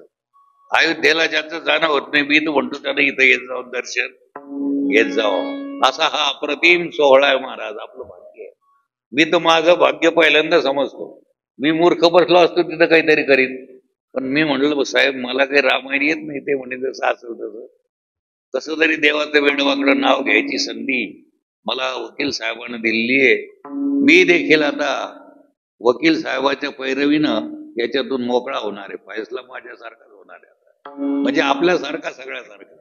हे रामायण लावल्यामुळं तुम्हाला जे बंधन आहे, जी यमयातना आहे, ती अजिबात होता कामा नये, होणारही नाही. हे रामायण आहे. रामायण म्हणजे करमणूक नाही, नो एन्जॉय, नो इंटरेस्ट. इथं काही मजा नाही. मन भंजन आहे का मनोरंजन आहे? मनाचं भंजन आहे. असं हे काय रामायण आहे. मग ते लोक निंदा करू लागले. एक बिचारा आपला लोकांचे कपडे धुणारा ग्रस्त, त्याच्यावर पोट भरणारा, त्याची बायको 5-6 महिन्यापूर्वी माहेराहून मग आली इकडं. हा घरात घेईन, हा म्हणतो मी काय राम लागला का? रात्रीलाच भांडण सुरू झालं. ती दरवाजात उभी आहे. आणि रामरायानं दूतावर भरोसा ठेवला नाही, म्हणून मंत्र्या संत्र्यानं असं कोण काय करतं हे तर पाठवितच जा, पण त्यांच्यावर भरोसा ठेवणे स्वतःही फिरायला पाहिजे. हे खरं आहे का खोटं आहे? इथं कोणी मंत्री म्हणून बोलायला काय हरकत? आणि असलं तर नीट वागणं बापा. तो या कल्याणाचं बोलतो ना, मला काय करायचं? हो, नीट वागा रे बापा. हो, 2 दिवसाचं जीवन आहे, चांगलं वागा. इथून कुठून जे पोटात घाण भरलीये ती वकून टाका. निश्चितच रामराय तुम्हाला पूर्ण कृपा करणार, काहीच कमी पडू देणार नाही. हे रामायण, हे रामायण आहे. कुटीलपणा सोडा. कृष्ण अवतारात तिचा कुटीलपणा केला खूपशाचा. तिनं ओळखलं की हे परमात्मा आहे, म्हणून जन्म हे शरीर जायच्या आधी ओळखी करा देवाची. ओळखीला हरी धन्य तो संसारी. हे रामायण आहे. ही रामाची कथा आहे. जीवनाची व्यथा निवृत्त करणारी अशी रामाची कथा आहे. रामाच्या कानावर आलं, प्रजा लोक काही निंदा करू लागले सीतेची.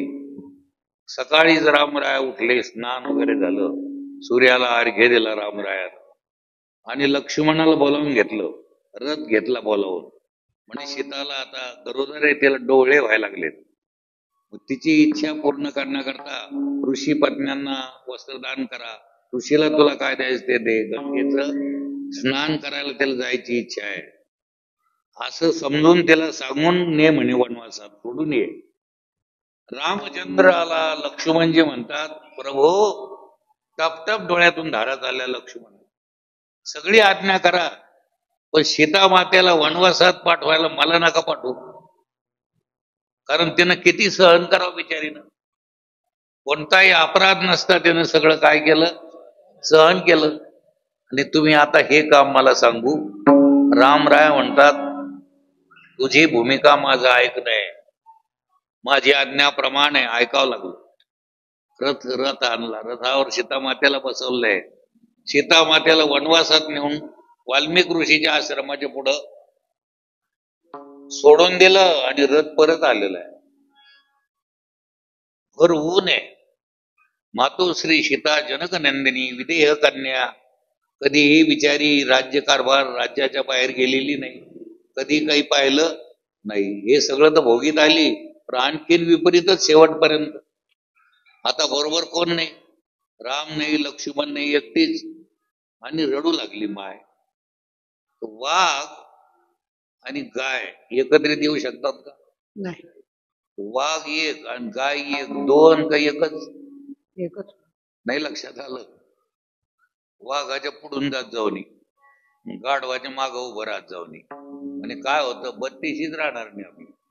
त्याला काय लाथा मारायची सवय. म्हणून गाढवाच्या माग राहत. अरे बोलत जाऊनी कीर्तन प्रवचनात, नीट ऐकत जा. बोलायला चान्स आहे ना.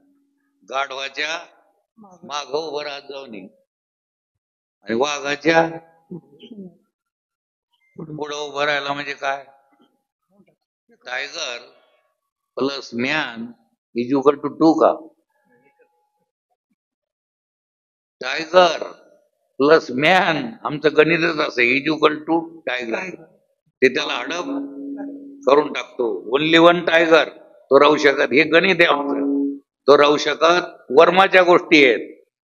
काही काही लोक म्हणतात इतक्या वर्षापासून आम्ही द्यायच्या मागं लागलो, 1947 पासून काहीच चांगलं केलं नाही ना हो. आम्ही त्याला विचारतो माणसाच्या मागं होते का गाढवाच्या. काही म्हणतो ते मात्र संत्री होते. अरे मॅन त्याच्यातही गाढव असू शकते एखाद्या वेळेस. गाढवपणा माणसात असू शकतो, जात नाही लवकर. राजा झाला म्हणून काय गाढवपणा जातो का. एक बादशाह असा वाटायला चालला, तो म्हणे यहाँ पे क्या चल रहा है. बोले यहाँ पे भागवत चल रहा है.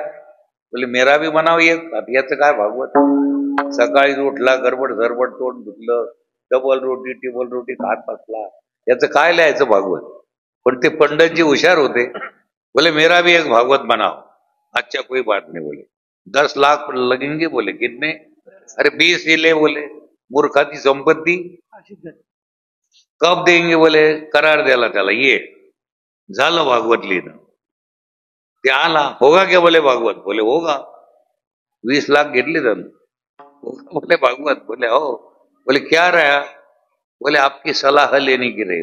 बोले मेरी क्या सलाह लेना है. बोलता ना. बोले आपकी दस्तखत रही. ले. बोले दस्तखत. पेन काढला, सही करायचं. नहीं नहीं नहीं इतने से नहीं होता. बोले और कुछ रहा. बोले क्या रहा. हमारे भागवत धर्म में द्रौपदी माता को. त्याला काय वर्म कळणार. कोण पाचपती काय, कोण द्रौपदी आहे, हे वर्माच्या गोष्टी आहेत, लाक्षणिक गोष्टी. हमारे भागवत धर्म में द्रौपदी माता को 5 मर्द है और आपकी जो एक बीबी है उसके पति आप एक है और 4 कौन से लिखू. अरे ये काय को लिखा. अरे क्या हिंदू धर्म में यार है. बोले ऐसा कहीं हिंदू धर्म होता है क्या. बोले कुछ जान नहीं. बोले आता गेलं घरी बसलं. बायको म्हणती क्या होगा तुम्हारे को. बोले कुछ नहीं, वो सब तेरे ऊपर ही आगा. बोले क्या आगा मेरे ऊपर. बोलो तो सही. बायको हुशार होती. कुठं तरी बायकोला तरी डोकं पाहिजे, नाही ते त्या पतीला तरी म्हणजे व्यवस्थित चालते. बायको हुशार होती. क्या हो गया. बोले करीम के बाप तुम्हारे को. बोले कुछ नहीं. नहीं होगा क्या. बोले 20 लाख गए, जान दो. बोले जान दो. बोले फिर क्या होगा. तुम इतने गधे थे तो सीधे हो गए. बोले मोकळच झालं ते.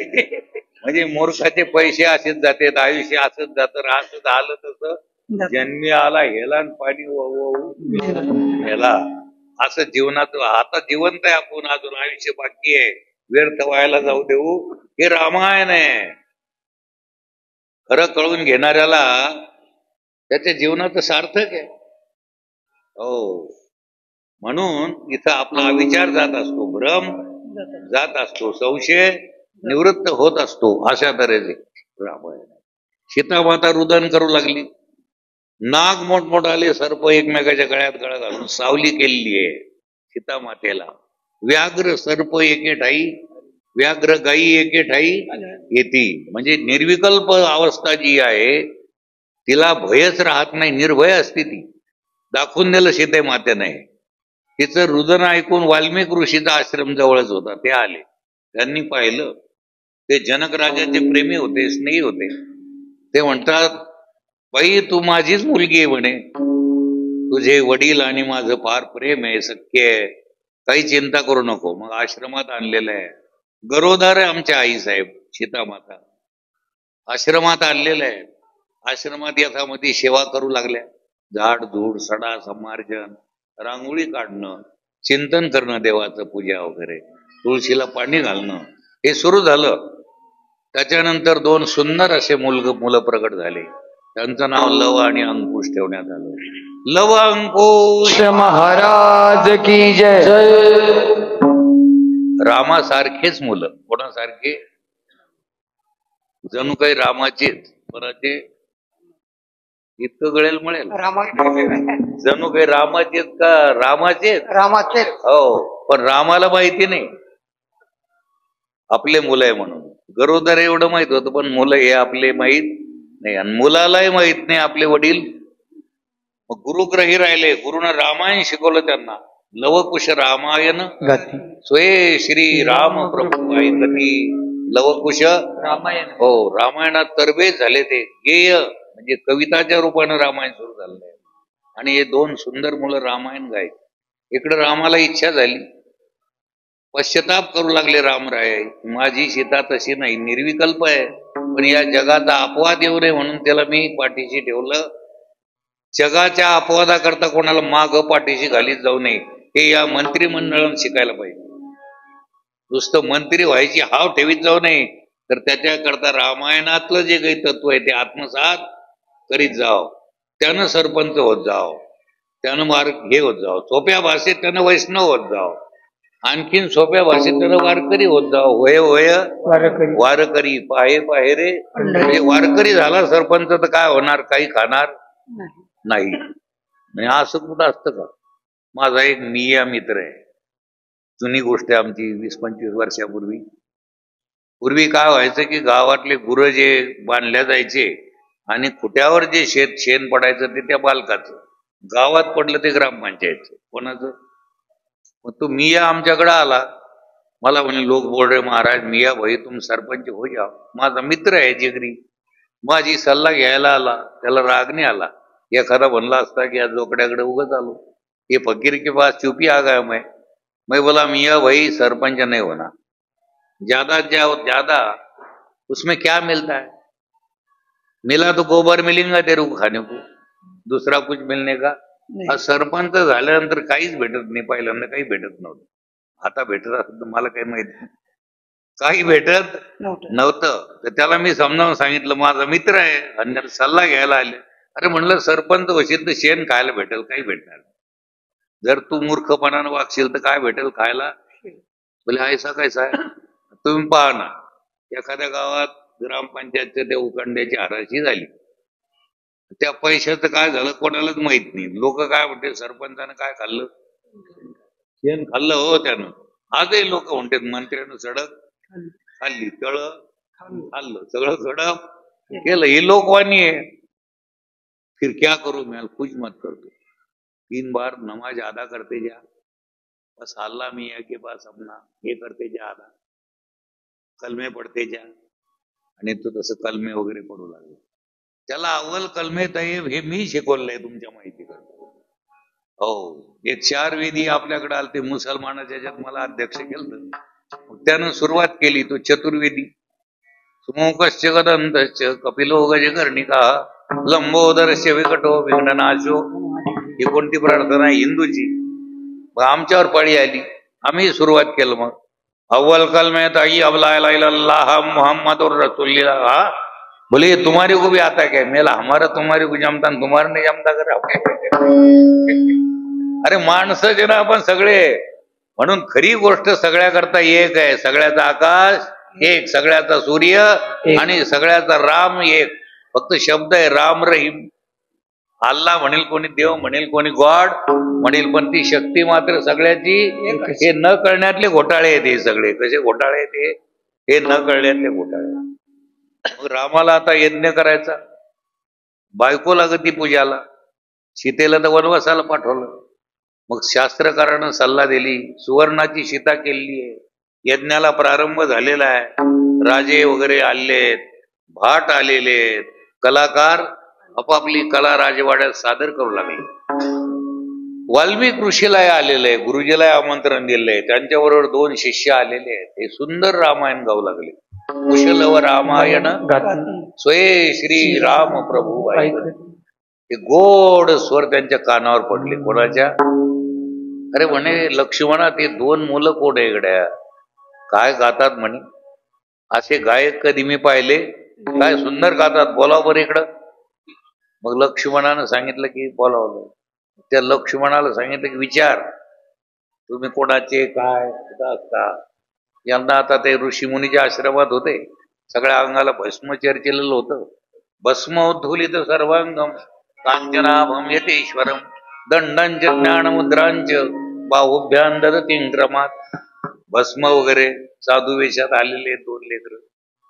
आणि लक्ष्मण म्हणतो, बाळांनो तुम्ही कोणाचे, तुमचे वडील कोण, ही सुरुवात केली. ते दोन्ही मुलं म्हणतात, आमच्या गुरुजीनं सांगितलंय की लक्ष्मण हा रामरायाचा सक्का भाऊ आहे, त्यांच्या बरोबर सेवक आहे आणि आयुष्य पूर्ण त्यांच्या सेवेत घालवलेलं आहे. आम्हाला तुमच्याकडे पाहून क्यू यायला लागली म्हणे. आम्हाला आमच्या गुरुनं सांगितलं, आम्हाला तर काही माहित नाही, पण अयोध्येचा राजा जो राम आहे तो देव आहे. हे राम आपले वडील हे यांना माहिती नाही. ते कोण आहे, तो साक्षात देव आहे आणि देवाच्या सान्निध्यात तुम्ही आहात. तुम्हाला एवढे कळू नये का? नदीचं मूळ आणि ऋषीचं, आम्हाला कशाचे मायबाप आले, न माता न आम्हाला माता नाही, पिता नाही, 4 वर्ण नाही, 4 आश्रम नाही. आम्ही ब्राह्मण नाही, क्षत्रिय नाही, वैश्य नाही, शूद्र नाही, ब्रह्मचारी नाही, ग्रस्ताश्रमी नाही, वानप्रस्थ नाही, संन्यास नाहम मनुष्यो न च देव यक्षो न ब्राह्मण क्षत्रिय वैश्य शूद्रा चिदानंद रूप शिवोहम शिवोहम. आम्ही ब्रह्मस्वरूप आहोत, शिवस्वरूप आहोत, देवस्वरूप आहोत. हे काय कळणार रे बाबा तुला? इतक्या वर्ष तू आयुष्य घालून, तसं आई साहेब मुक्ताबाई नामदेव राहायला म्हणतात, रात्रंदिवस तुझं देवाचा शेजार आणि अहंकार कार्य, तसं लक्ष्मणाला एकदम हे झालं, अरे बाप रे काय लहान लहान मुलं आहे, पण आज खाडकन आपली भ्रांती घालवली आहे. ते रामरायाला सांगतात लक्ष्मण असं म्हणतात. अरे बाप, वाल्मिक ऋषीचे शिष्य आहे म्हणे. ते बोधाचं सगळं असतं त्यांचं बोलणं, अध्यात्माचं बोलणं आहे. आणि मग सीतामातेलाही बोलावून घेतलं आणि वाल्मिक ऋषी म्हणतात, रामा ही तुझे 2 मुलं आहेत, तरी लवकर जवळ घ्यायला तयार. मग ती कौशल्या म्हणते, रामा तू असा कसा रे निर्दयी आहेस, कसा निष्ठुर आहेस रे म्हणे.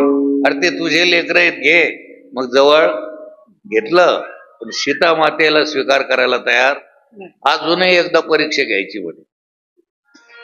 सीता मातेनं आपल्या आईला नमस्कार केला. सीतेची आई कोण? पृथ्वी. पृथ्वी मातेला नमस्कार केला म्हणे आता परीक्षा देणं पुरे झाल्या म्हणे, भरपूर झाले आता काय. आणि आतून एक दिव्य तेजस्वी अशी देवी प्रकट झालेली आहे. पृथ्वी माता त्या देवीच्या रूपाने प्रकट झाली आणि मातोश्री सीतेला मांडीवर घेतलंय. आणि आता सीता माता ती म्हणते की मला घेऊन चालतो. आता परीक्षा भरपूर झालेल्या आहे. मग अयोध्यावासी रडायला लागले, अरे आपण विनाकारण निंदा केली, ही साक्षात आपली आई आहे, ही खरी आई आहे आपली, आणि आज आपल्याला ही सोडून अदृश्य होणार. आणि मग हात जोडायला लागले, आई साहेब आम्ही तुमची निंदा केली, आई साहेब आम्ही तुम्हाला नाही नाही ते बोललो, वाटेल तसे दूषण तुम्हाला लावले, आम्ही हे करायला नाही. तरी माता माता असती, सगळ्याला असा आशीर्वाद दिला, भयवचन दिलं, जा बाळांनो अयोध्यावासी लोकांनो तुमचं कल्याण हो, तुमचं चांगलं हो. ही सीता आहे आणि गुप्त झाल्या आई साहेब. रामरायाला खूप पश्चाताप झाला, डोळ्यातून पाणी आलं. पण राजा या नात्यानं निष्ठुर व्हावा, मी विनाकारणच त्याला वनवासाला, तिचा काहीच अपराध, पण या लोकाकरता लोक देवाचा संसार नीट होऊ देत नाही, तर तुमचा काय होऊ देतील रे बापा हो, विचार करा. म्हणून लोकांच्या बोलण्याकडे लक्ष देत जाऊ. बोलती वाईट वाईट बोलते, कठीण बोलते. आपल्याला असं वाटतं की जीवन सोडून देह सोडून द्यावा असं वाटतं. म्हणून या 2 तोंडी लोकांच्या नादी लागू. 2 तोंडी मी नाही बोलत, तुकोबा राय म्हणतात. तुका म्हणे ऐसे 2 तोंडी जग. अशा या भ्रांत लोकात बसत जाऊ नये, उठत जाऊ नये, भ्रांताच्या नादी लागत जाऊ. खळाची संगती उपयोगाशी नाही, आपण पाय त्याचे संगे. रामरायानं बरेच वर्ष राज्य केलं. राम भरत शत्रुघ्न शरयू काठी आलेले, शरयू मातेला नमस्कार केला आणि ते गुप्त झाले, अंतर्धान झाले. लक्ष्मणजीनं अग्नी समाधी घेतली, ते अंतर्धान असा हा रामायणाचा भाग आपण सगळ्यांना ऐकला. जसे रामराय आहे त्यांचा जसा प्रपंच, गरिबी असो श्रीमंती असो, ऊन असो वारा असो, त्याच्यात ते समाधानात राहिले. तसं तुम्ही कोणत्याही स्थितीत अखंड समाधान तुम्हाला प्राप्त हो, जन्माला आल्याचं फळ तुमच्या पदरात पडो, ही शुभकामना. हरये नमः हरये नमः हरये नमः. सियावर रामचंद्र भगवान की जय. उत्तर पूजा होईल. उत्तर पूजा म्हणजे एखादं मंदिर असेल,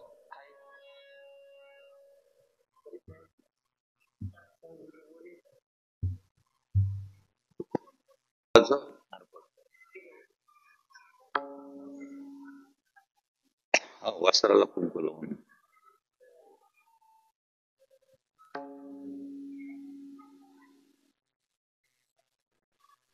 त्याच्यात काही आहे का खडी साखर त्याच्यात नैवेद्य पाणी फिरवा पुढे ठेवून या घरी येत आहे तेव्हा देतो पुढे. थोडी पुढे ठेवून आणि पुढे बस त्याच्यावर थोडं पाणी फिरवायचं. तुम्ही फिरवा.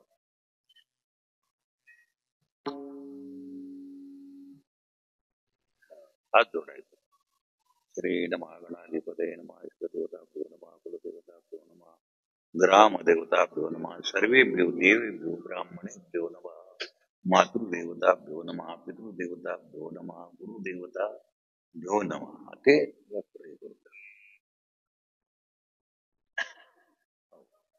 वरती द्या आणि नैवेद्य झाला तर आरती. आपल्या याच्यामध्ये आधी नैवेद्य मग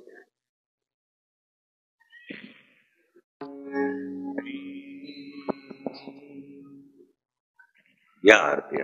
लाव आरती लाव.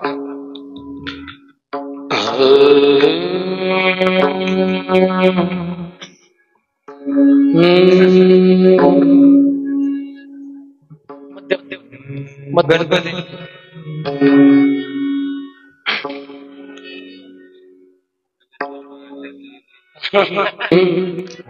श्री राम जय राम जय जय राम. श्री राम जय राम जय जय राम.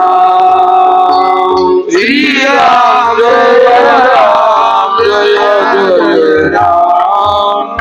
श्री राम जय राम जय जय राम. श्री राम जय राम जय जय राम. आरती ओ पाहु सुंदर मेघ श्याम. श्री राम जय राम जय जय राम. आरती ओ पाहु सुंदर मेघ श्याम. कर्णाचे हाती करून धनुष्य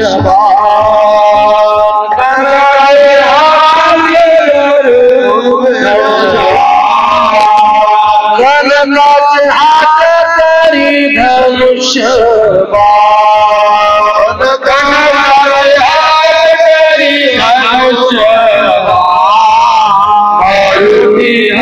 देव हात जोडून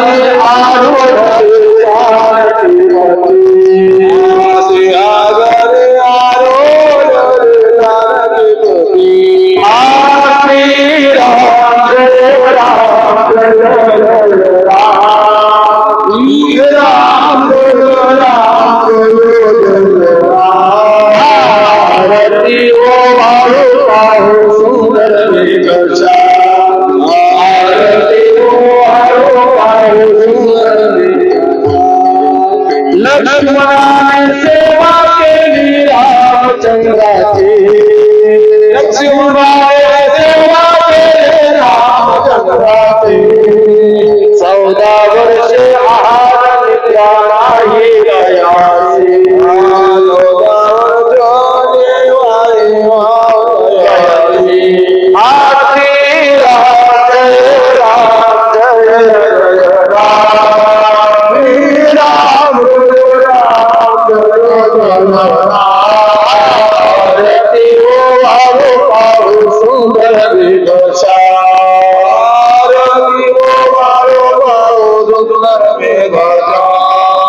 विष्णुदास म्हणे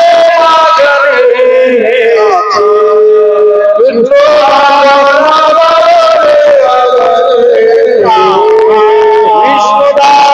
नामा म्हणे